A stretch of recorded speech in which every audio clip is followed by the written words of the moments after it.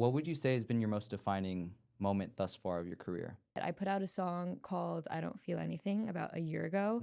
And then all of a sudden I get tagged by John Mayer. And I was like, wait, what? Yeah. I'm so confused. This has to be a glitch. And like, I had no idea that it was even happening.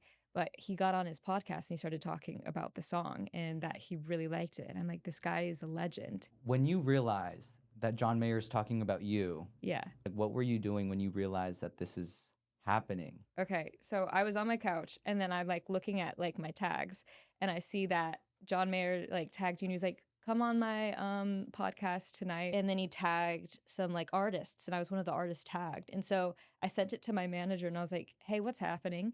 Like he tagged me in this.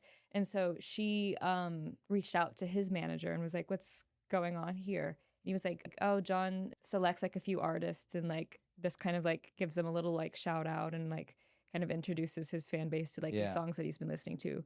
And he's going to talk about your song. And so at that time I downloaded the app and was like waiting, screen recording for him to like talk about my song.